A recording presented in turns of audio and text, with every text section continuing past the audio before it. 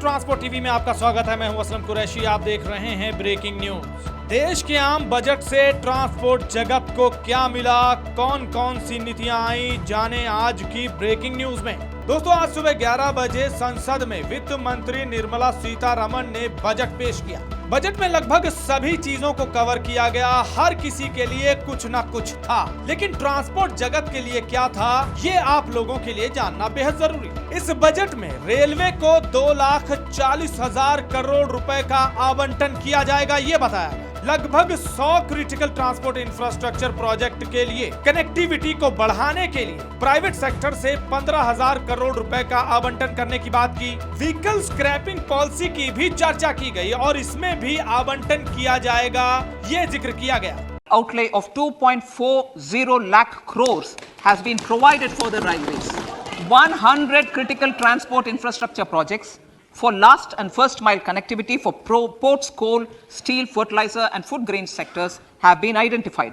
They will be taken up on priority with investment of 75,000 crores, including 15,000 crore from private sources.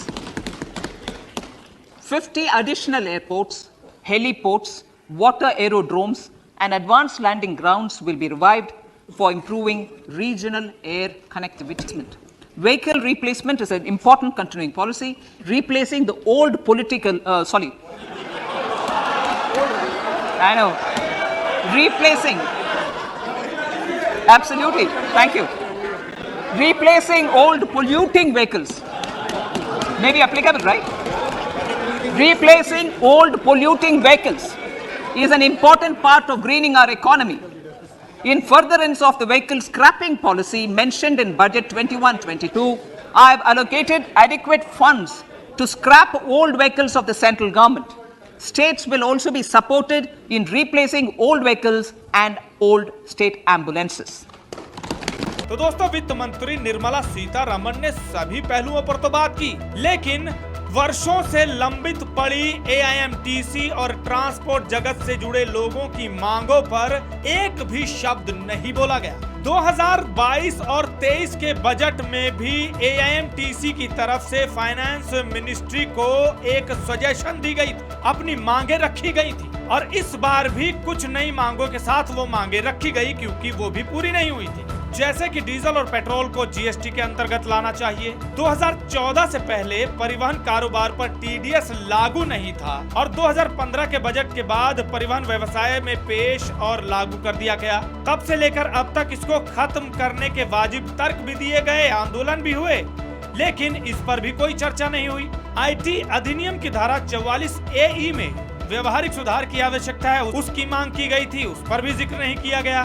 Toll मार्गों के रखरखाव के लिए toll दर को नियमानुसार 40% तक लाने तथा टोल संग्रहण प्रणाली में महत्वपूर्ण परिवर्तन करने की आवश्यकता है, इस पर मांग की गई थी, वो भी नहीं हुआ। कुल मिलाकर ट्रांसपोर्ट जगत के लोगों के लिए इस बार का बजट भी निराशापूर्ण रहा। All India Motor Transport Congress के एक सदस्य बल मलकीत से हमारी बात हुई। इस बजट को लेकर उन्होंने क्या कहा, आइए सुनते हैं। आज जो यूनियन बजट सरकार ने पेश किया है, परिवहन उद्योग, रोड ट्रांसपोर्ट सेक्टर को काफ़ी उम्मीदें थी, लेकिन आज हमें निराशा मिली है, क्योंकि हमारी जो 6 मांगे थी, तेल की कीमतों को GST के दायरे पे लाना, टायर की एंटिंग डंपिंग को हटाना, परिवहन उद्योग को TDS से मुक्त करना जो कि 2014 के पहले था, स्पेयर पार्ट और जो हमारी लागत है उसके ऊपर GST कम करना, टोल की जो पॉलिसी है,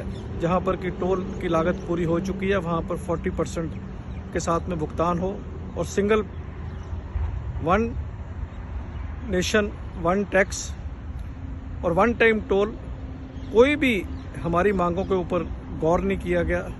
एक शब्द भी परिवहन उद्योग, जिसके साथ में 20 करोड़ लोग जुड़े हैं, जो कि पूरे सप्लाई चेन का हिस्सा है, उसकी कोई भी मांग को सरकार ने जिक्र नहीं किया, माना नहीं।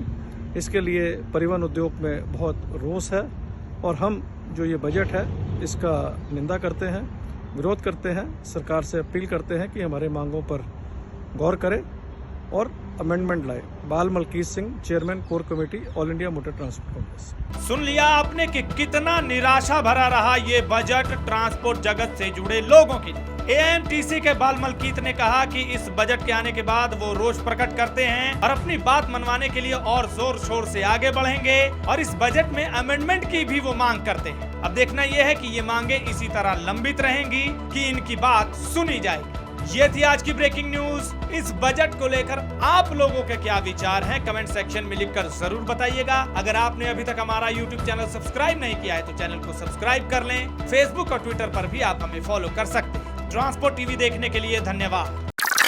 दोस्तों, मैं जानता हूं कि ट्रांसपोर्ट के कारोबार में ढेरों चिंताएं हैं, लेकिन अब कम से कम अपनी गाड़ी के बीमे की चिंता छोड़ दें। प्रीमियम आपको सबसे कम मिलेगा, पॉलिसी में किसी तरह की कोई कमी नहीं होगी और क्लेम हॉटलाइन की सुविधा 24 घंटे मिलेगी। बस गाड़ी की आरसी और पुरानी बीमा कॉपी ट्रांसपोर्ट मॉल ऐप में डालें या 90-831-90-831 पर व्हाट्सएप कर दें, तो गाड़ी का बीमा सिर्फ और सिर्फ ट्रांसपोर्ट मॉल से।